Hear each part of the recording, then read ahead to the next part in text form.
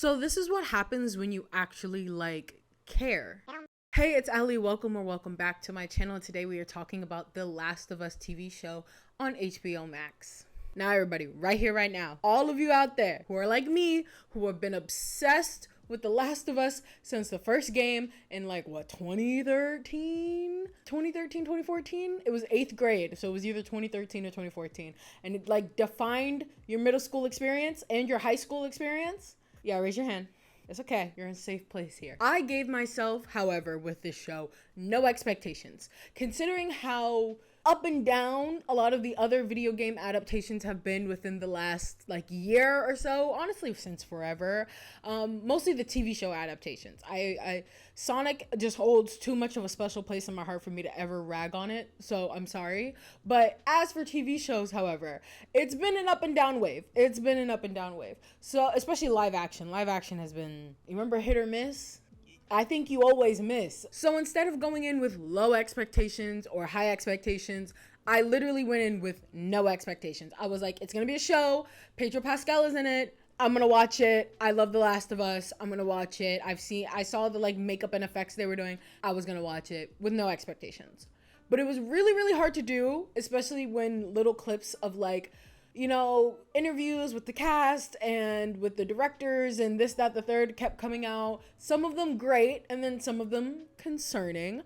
So I want to take a moment to talk about it today. This is after the heels of the first 2 episodes, and it started off with a major bang. And I also want to talk about getting non-video game people into these types of shows and what that could mean for the gaming community, honestly, going forward.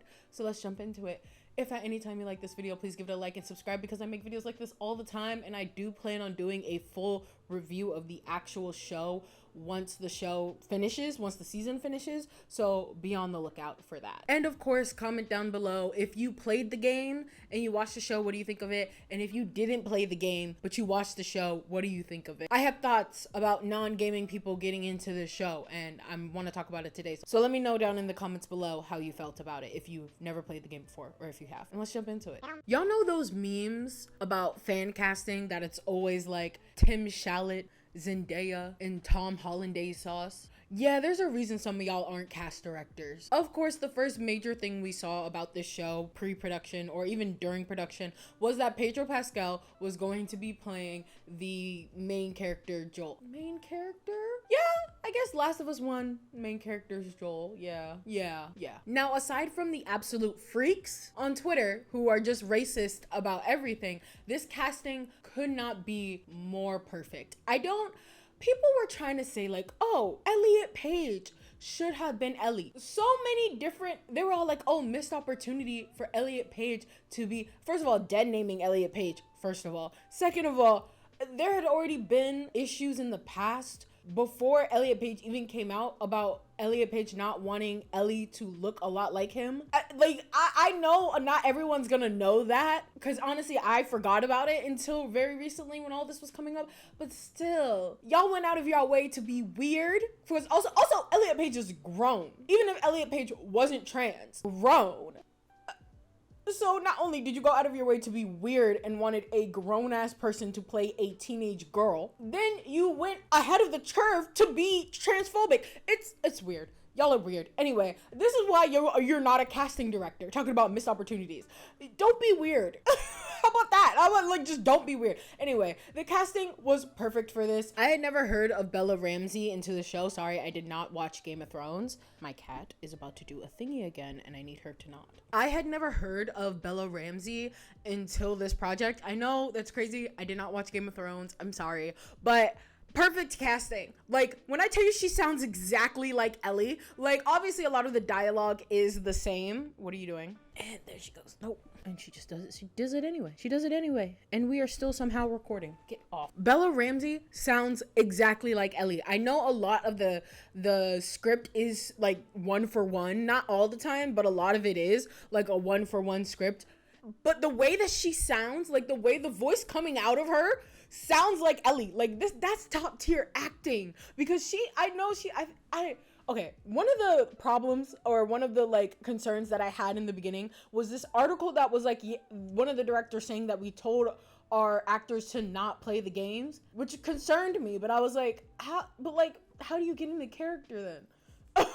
I don't know acting, but she sounded so much like Ellie that it felt like she literally played the, like, talk about like not method acting, but like the way her mannerisms, everything with Ellie, she's just it's such good casting.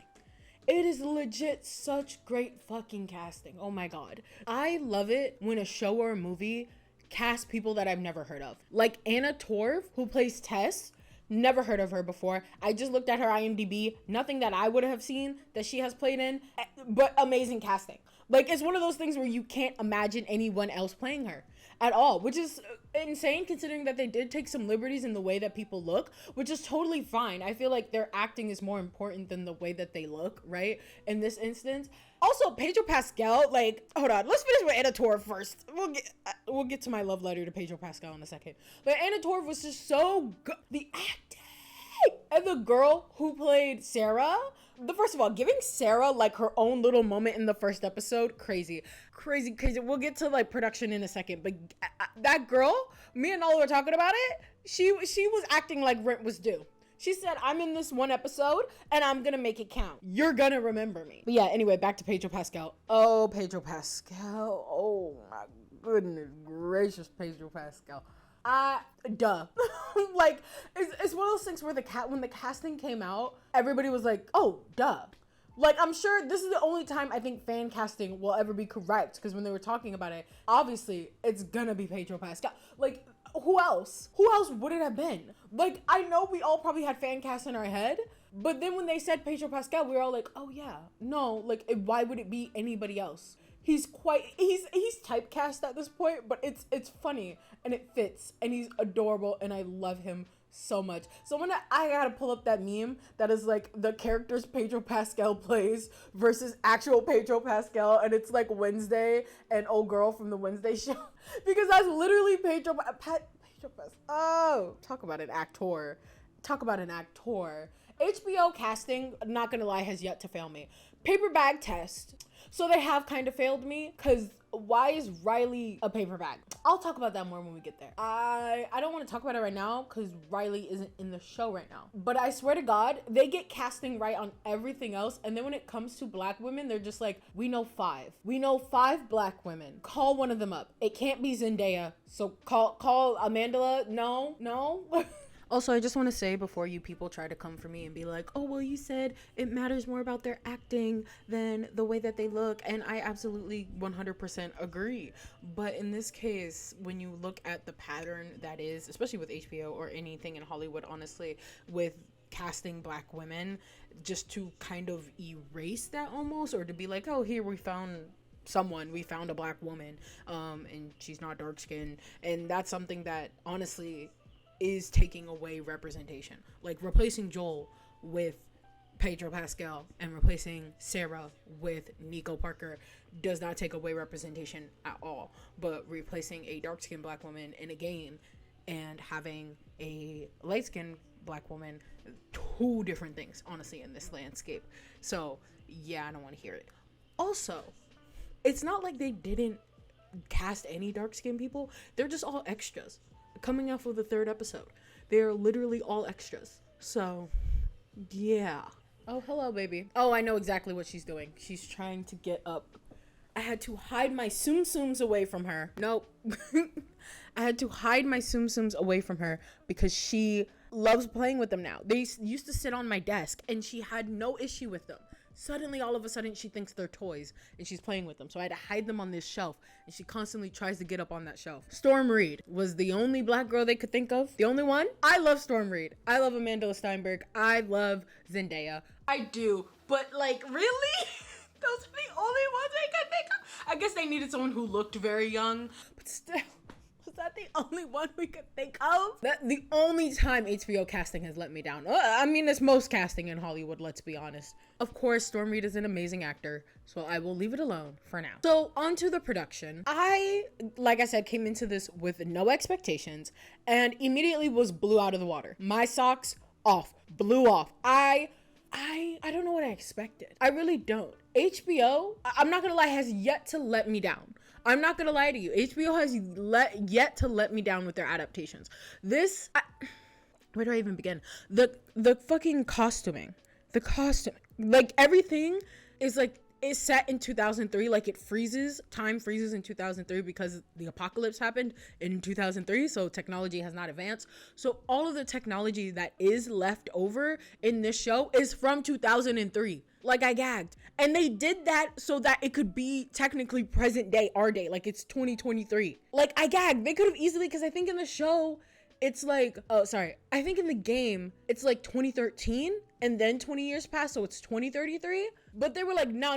We're making this 2023 because we need to make it as relatable as possible. The little news segments, I hope they continue on with the segments of the, like how it's like not the main plot at the beginning of each episode. At the beginning of each episode, it's like pre-breakout.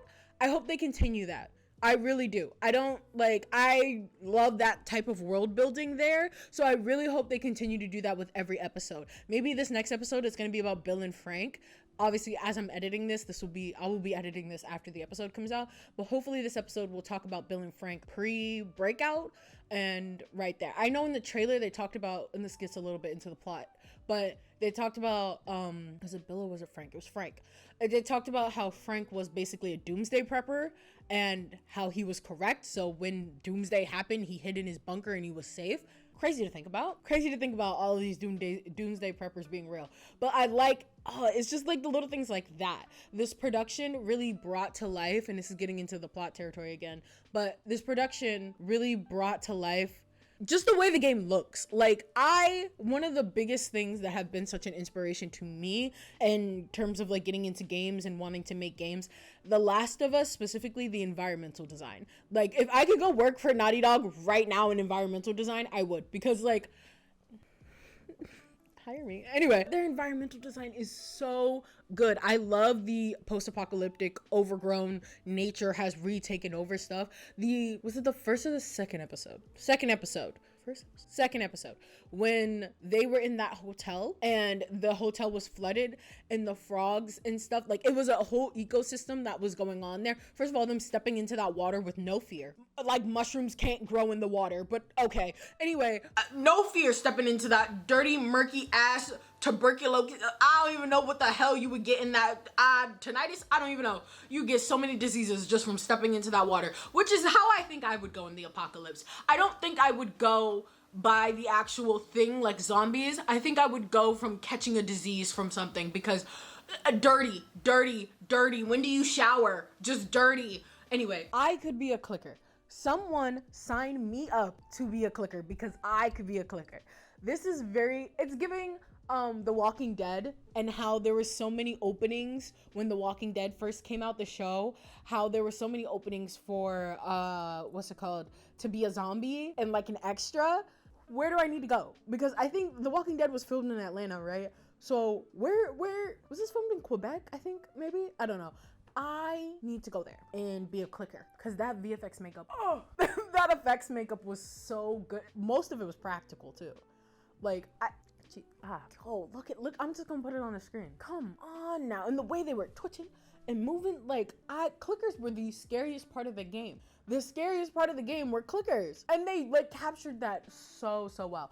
At the end of every episode, there's like this mini documentary about the show, about the writing, and then also the actual physical production. That I cannot wait for this third episode, where they probably talk about Bill and Frank's booby traps specifically. Also, Bill and Frank were lovers in the game. #love wins. So I hope that now that we get to see more Bill and Frank, we can see more of their relationship. And the director talked about how he wanted to talk about toxic love in this show specifically, and how like toxic and suffocating love can be. Bill and Frank had a very toxic relationship in the game, so I can see how that's going to transfer over to episode 3. Bro.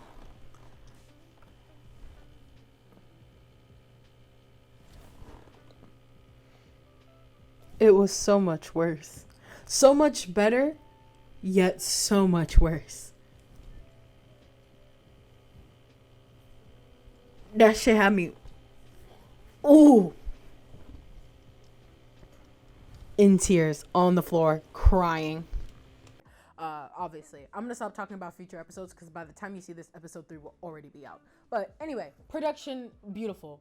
Beautiful. Like, they even brought on the director from the games to help with the show. Like, he's a co-producer on this show. Like, one of the things that I think a lot of these newer adaptations are getting wrong is the caring and the lack of caring of it all. It's really frustrating to see a show like the Halo show. I've never played Halo a day in my life, but I know how great that franchise is.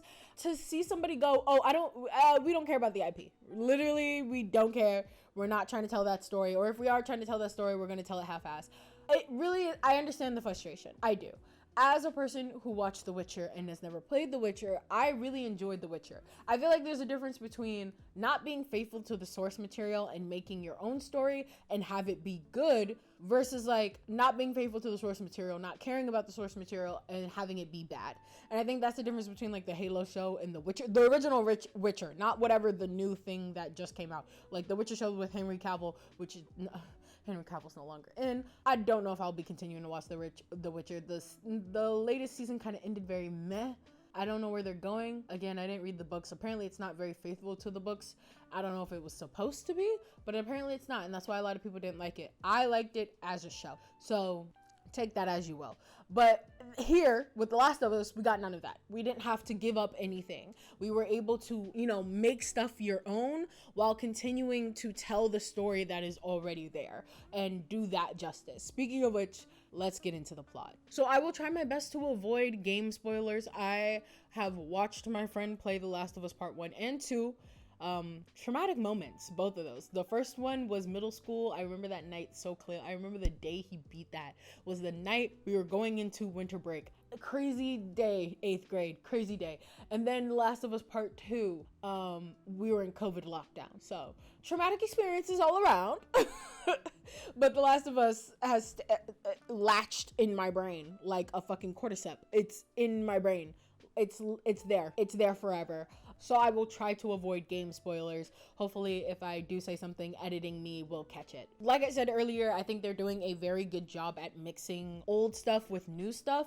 One of the another major concerns that I had was when they were talking about spores and how they're not going to use spores in the game. And while it made sense logically, the logic that they had for that was that basically it would be very hard to, have really good character acting and facial acting when you have a mask on all the time, because in the game, the mushroom fungus infection spreads in the air, as well as being bitten, licked, whatever. Licked? So in the show, it's just biting and through the mouth. Like, oh, when Tess, that shit literally made me gag. That was gross. It was so gross. Anyway, that shit coming from the mouth. Like, they did such a good job with that. Like, let's be honest here. They had a really creative solution. They were like, we can't do what we usually do, which is like the spores. So instead, let's think of something else. Something much more gross, in my opinion. Because can you imagine? That's what I did my makeup based off of today. Shit coming out of your mouth. Like, it literally makes me gag, bro. Like, it's so gross and scary. Oh, that is so... Anyway, so I think they did a really, really good job with that. Ellie, I like that they're mixing in Riley pretty early with Ellie's story. Ellie's original story with Riley was DLC, so it came out after the original game had already come out, which... beautiful DLC.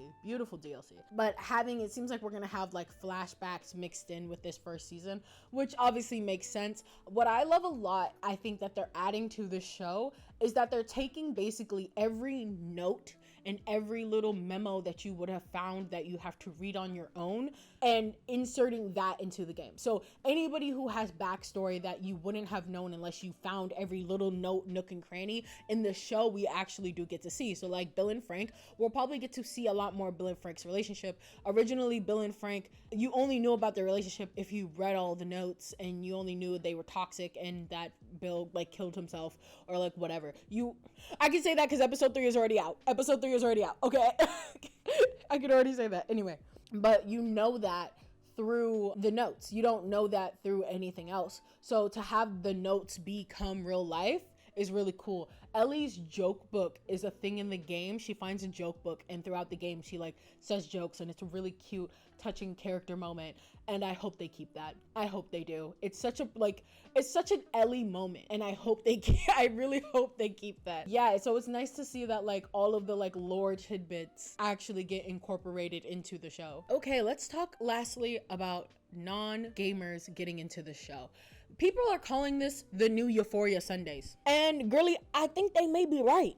This show, I was not expecting as many non-gamers to get into the show. Not people who like have heard of the game and then watch the show. I'm talking about people who would have never ever picked up this game or even plays video games or anything like that. I see people like that watching this show. And I'm gonna get off on a little bit of a tangent here on why I think that is. There was this TikTok I saw a while back about the Hollywood girlies, the girlies who are obsessed with Hollywood, talking about how there's no more it people in Hollywood. How like back in the day, you would go see a movie because a specific person was in it, not necessarily because that movie looked interesting. Which like, obviously there's two types of people, right? I don't care who's in the movie. If the movie don't look interesting, I'm not going. Margot Robbie was in Babylon. I didn't feel like I'd like Babylon, so I didn't go see it. I love Margot Robbie though. I'm not like, the two different separate people, but they're talking about like the Hollywood it stars. There hasn't been a whole lot, and that Marvel has a lot to do with that, and because they keep just pushing in new celebrities and all that stuff. That's a whole nother conversation for another day that I don't want to talk about. It's a whole can of worms. I don't really know anything about Hollywood in that aspect, but it really got me thinking about people who just watch things because a specific actor was in it. And they were basically saying that people don't do that anymore because there hasn't been like actors that have reached that status the way like, you know, back in the day you had like Will Smith, Tom Cruise, like people who would like go see a Tom Cruise movie, you would go see a Will Smith movie, and that like those don't exist anymore, which I would argue is not true. I feel like it has just shifted. You have like completely forgotten about stans. I literally on Twitter the other day saw a person who was replying randomly about some random thing, and that person was a Pedro Pascal stan account, and they had Pedro Pascal from The Last of Us dressed as Joel from The Last of Us as their icon. I can promise you that person has never played a video game before, has never like cared, but they like Pedro Pascal. They don't care about The Last of Us. Obviously The Last of Us is good, so that's a plus, but they were going to watch the show because of Pedro Pascal. I have seen a bunch of like every Pedro Pascal stan account on Twitter has changed their icon to match Joel, like basically be Joel. It's really crazy when you think about it. It's like me putting Joel as my icon, like from the game, but instead it's Pedro Pascal, because they're not putting their icon as Joel. They're putting their icon as Pedro Pascal, who just happens to play Joel. And I think that is really crazy to think about, that we have people who are actually just watching this show because they like Pedro Pascal. So that whole notion of like, oh, we don't have it celebrities anymore, I don't think it's true. I think it's just the landscape of what those it celebrities look like, what types of movies and shows that they are in has changed. Like Pedro Pascal, I'm sure Pedro Pascal has been in Oscar bait movies before, but like honest to God, Pedro Pascal just be doing whatever. Like I don't follow him like this, but like everything that he is in that I like see from his IMDb in the last like 5 years has been like stuff that seems really fun. And he seems, I don't know if how much like how much agency he has over that, but it seems like he's doing stuff that like is really fun, that's kind of like off the beaten path stuff, that even though people have been talking about this show getting Emmys already, it's been 2 episodes, people are already talking about the show like being Emmy nominated, which like at least for production, if not for acting as well. But with the stuff that Pedro Pascal has been in, who has an immense stan account, you're probably not going to see him in many Oscar bait things that like you would talk about at the Oscars or anything like that. Like he's been in a lot more fun movies. Same with like Oscar Isaac, who's like personally my favorite like Hollywood crush. The last thing he was in that was like really out there known to the public was fucking Moon Knight, which was a Marvel show, which was really good, by the way. Really, really good. Like out of all of Phase 4, Moon Knight, Miss Marvel, and like WandaVision are like the best up there right now. Y'all can go fight with a wall. Anyway, I did like Loki. another conversation for another day. My point that I'm trying to make is roundabout little tangent, is that I feel like that was kind of not true what they were saying. I feel like the landscape has changed, especially as Hollywood has started to diversify. You can see it, like a lot of these like Hollywood actors like Zendaya, Pedro Pascal, Oscar Isaac, Margot Robbie, they're not your usual traditional, the characters that they play are not your usual traditional, like straight and narrow characters that you would normally see for these movies. I'm gonna go see a Tom Cruise movie, I'm gonna go see a Willem Dafoe movie, whatever, like, yeah. But also, again, there's two separate camps with that as well. I don't necessarily believe that, you know, I go to a movie just because a specific actor is in it. I know a lot of people do that, but for me, and I feel like a lot of people who watch the show, that's not the reason they started watching the show. Anyway, that was a very roundabout tangent, but I think it has a lot to do with the landscape we are seeing ourselves in, which I hope is a good thing for Hollywood, because I am tired of Oscar bait movies. I am so tired of them. I'm not a movie person, but dear God, I am so tired of them. I don't even care to watch the Oscars. I only care if Everything Everywhere All at Once wins. But like stuff like Everything Everywhere All at Once, like these crazy new concepts and movies are getting chances to shine and are coming into the main media, and so the actors in those movies and in those shows are getting their chances to shine. Something like The Last of Us, which like a lot of people, I can see a lot more non-gamers watching these things and like not knowing the whole point is that you can watch the show and not having played the games, but like watching this and falling in love the same way that I fell in love when I was 13. So that's all I have to say about that. I think it's a good thing.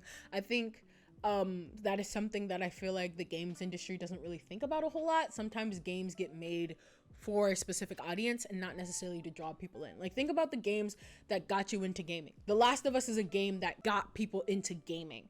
Like, seriously, like that is a game that like got me into narrative design, like it's and level design and stuff like that. So you gotta think about that as well. I feel like a lot of games that have been coming out recently are for gamers. Like they're not necessarily games that would be like, oh, I picked up my first game and it was Valorant. Your first game is not going to be like, bless you if your first game you've ever played is Valorant. But I feel like we're missing a lot of that in this newer like generation of games, is like games that are like very good entry level points that are just like blown away phenomenal. And like, this is my first game that I played and it was such a memorable like experience for me, or like whatever. So I feel like The Last of Us is kind of bridging that gap a little bit. Anyway, thank you so much for watching, especially all the way to the end. It was kind of rambly. I know it wasn't like a complete review of the show, but I feel like this is the reason why The Last of Us is almost perfect. Obviously, nothing is completely perfect, and we're only 2 episodes in, 3 episodes by the time this goes up. So, but I have high hopes for it now. I didn't before, but now I do. So let me know down in the comments below if you played the games, if you didn't, if you watched somebody play the games, if you didn't, if it has a mark on you the way The Last of Us has a mark on me, if you liked my makeup. I worked hard on this goddamn makeup. Anyway, I'll see you in the next episode. All of my social medias are also down below, by the way. Toodles.